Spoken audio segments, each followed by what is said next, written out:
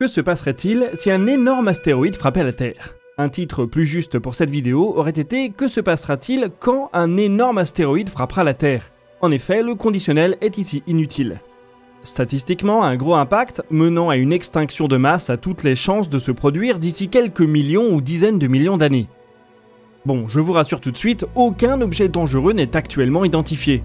On devrait être tranquille pour notre vivant et celui de nos enfants au moins. Cependant, aujourd'hui, on va prendre le temps de plonger dans ce futur désastre quasiment inévitable. Quand cela risque-t-il de se produire? Quels seront les impacts? L'humanité pourrait-elle y survivre? Pour ça, on va suivre 3 scénarios. Un avec un impacteur de 100 mètres de diamètre, un second avec un impacteur d'1 km de diamètre, et on finira par le scénario le plus terrifiant, un impacteur de 10 km de diamètre.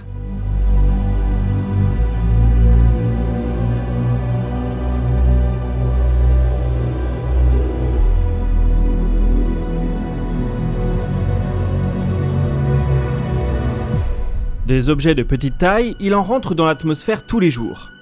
On parle de petits bouts de roche qui se désintègrent bien avant d'arriver au sol, ou qui au pire finissent sous forme de poussière. Ça peut faire de belles étoiles filantes et ça ne représente absolument aucun danger. Les choses deviennent sérieuses quand on passe la barre des 10 mètres de diamètre. Ce sont des événements rares mais pas tant que ça. Ils se produisent typiquement au moins une fois au cours d'une vie humaine. Un impact de ce type a lieu environ tous les 10 à 30 ans.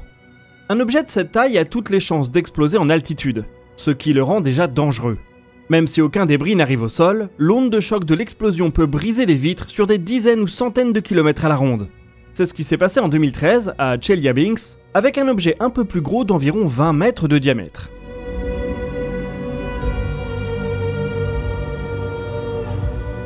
Des cas de ce type se reproduiront probablement dans les 50 prochaines années. On ne le découvrira cependant peut-être pas.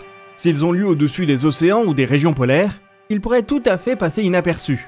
C'est ce qui semble s'être produit en décembre 2018 au large de la côte est de la Russie.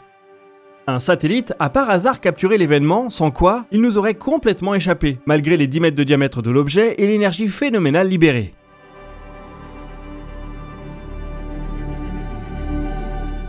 Mais bon, si vous êtes là, c'est pour les gros booms, ceux qu'on ne peut pas ignorer, même s'ils ont lieu au niveau des océans. Et pour ça, il faut qu'on change d'échelle.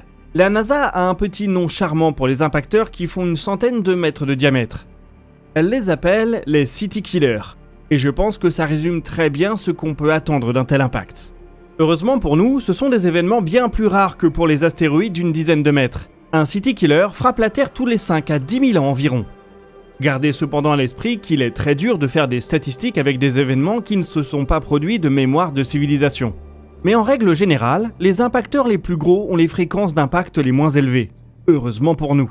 Les objets de cette classe sont très surveillés. On a par exemple parlé sur la chaîne de 2024 YR4, un City Killer qui a été découvert l'année dernière, avec une chance d'impact en 2032. Des observations ultérieures ont cependant permis d'écarter le danger. Si un City Killer entre dans l'atmosphère, 2 scénarios peuvent se produire. En fonction de sa composition, de sa vitesse et de son angle de rentrée, il peut soit exploser dans l'atmosphère, soit aller jusqu'à l'impact au sol. Dans les 2 cas, mieux vaut ne pas être en dessous. Une explosion atmosphérique, un airburst, raserait une région de 50 à 100 km de rayon directement en dessous d'elle. Et là, on ne parle plus de vitres brisées. L'énergie libérée serait au moins 1000 fois supérieure à celle de la bombe Hiroshima. Il ne resterait plus grand-chose de la zone ravagée. Si l'astéroïde allait jusqu'à l'impact, il laisserait un cratère d'1 à 2 km de diamètre et de 200 à 300 mètres de profondeur. Pour se donner une petite idée, on peut se référer au cratère Barringer en Arizona, qui fait 1,2 km de diamètre et qui a été produit par un petit City Killer.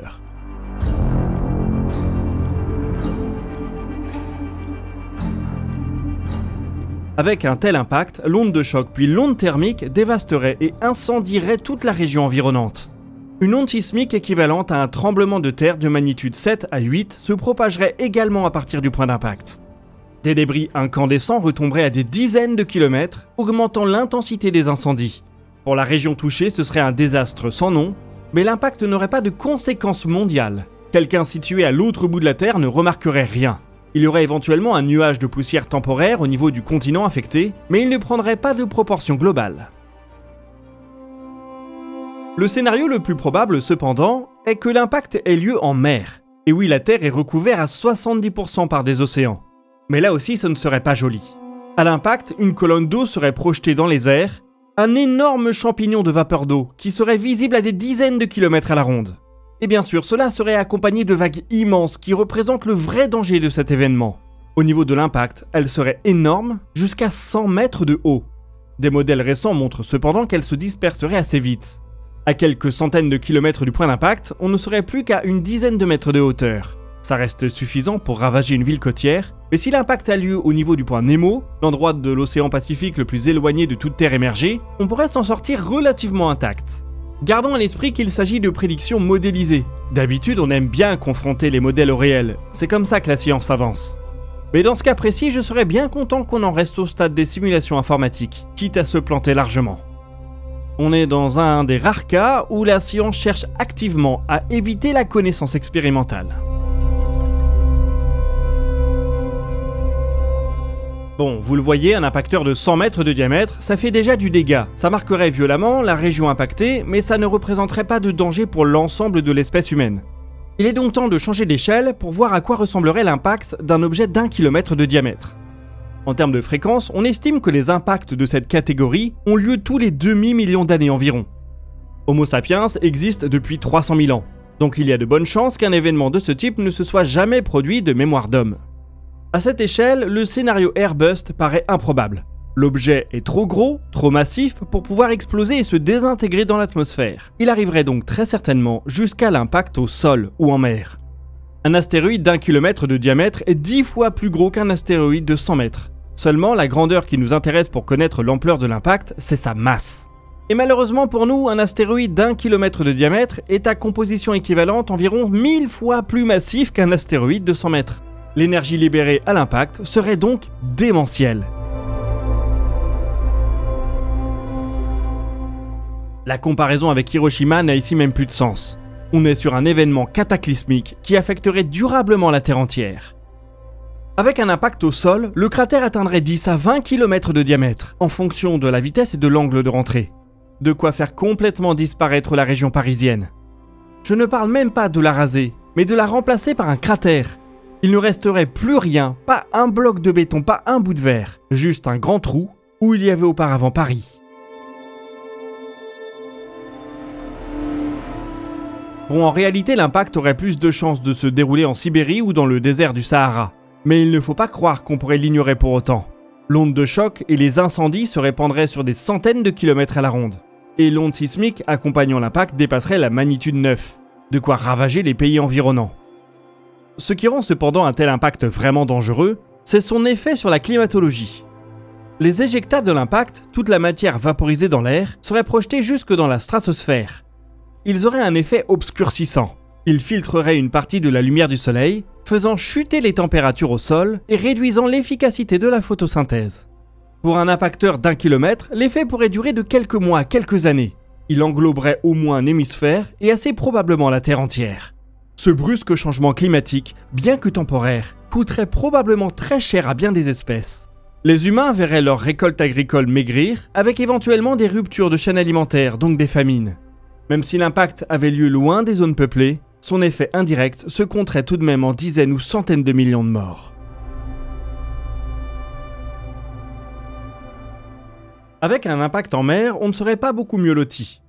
On peut reprendre ici les mécanismes pour l'impact d'un astéroïde de 100 mètres et tout passer à l'échelle. Des simulations montrent que même si l'impacteur s'écraserait dans une zone de grande profondeur, il aurait tout de même assez d'énergie pour traverser tout l'océan et aller creuser un cratère d'impact sur le plancher océanique. C'est ce qui semble s'être passé avec le cratère Nadir qui est enfoui au large des côtes de la Guinée. L'impact serait accompagné d'un tsunami dévastateur qui toucherait toutes les côtes de l'océan dans lesquelles il tomberait. Je vous montre ici une simulation d'un cas extrême car l'astéroïde tomberait assez près des côtes nord-américaines. New York se prendrait un tsunami de 120 mètres de haut. Et quelques heures plus tard, la France serait frappée par une onde faisant encore 10 à 20 mètres. Les effets atmosphériques seraient cependant probablement moins ravageurs car il y aurait moins de poussière solide dans l'atmosphère. Toute la vapeur d'eau dégagée pourrait augmenter sensiblement l'humidité de l'air dans la région de l'impact, avec des conséquences assez difficiles à prévoir. Les grands courants marins pourraient être perturbés, ce qui engendrerait un effet temporaire sur le climat mondial. les perturbations économiques liées au tsunami seraient inquantifiables. Et là encore, les morts directes et indirectes se compteraient en dizaines, voire en centaines de millions.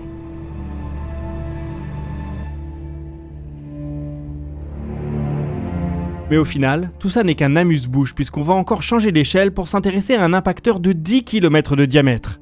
L'exercice est le même que précédemment. On multiplie le diamètre par 10, mais le volume et la masse par 1000. Les conséquences sont donc autrement plus désastreuses. C'est la classe d'objets qui a créé le cratère Chicxulub au Mexique. Et qui a très certainement entraîné l'extinction des dinosaures. 10 km, c'est absolument énorme. C'est l'altitude à laquelle volent les avions de ligne. Imaginez au moment où le bas de l'impacteur toucherait le sol, un long courrier passant dans le coin serait encore au niveau de sa partie haute. Essayez donc de vous représenter visuellement le monstre la prochaine fois que vous voyez un avion passer à haute altitude. Les fréquences sont ici très rares et difficiles à modéliser.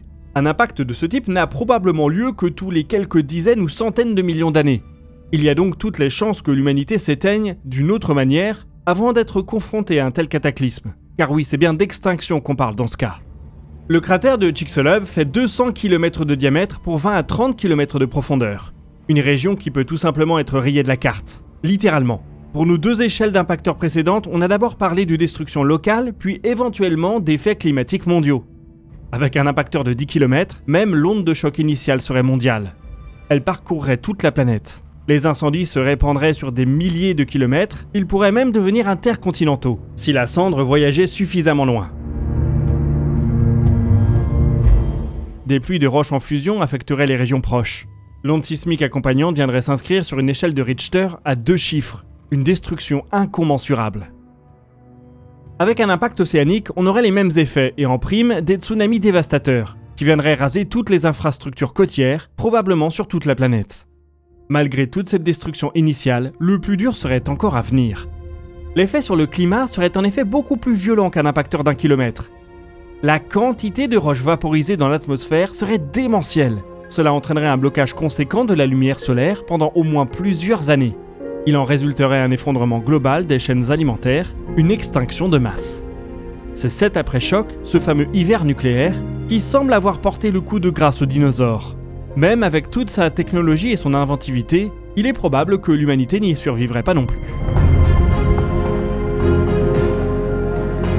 Bon, ce qui change entre nous et les dinosaures, c'est qu'on est la première espèce de l'histoire de la planète à avoir prouvé qu'on est capable de dévier un astéroïde. Cela a été démontré par la mission DART de la NASA en septembre 2022.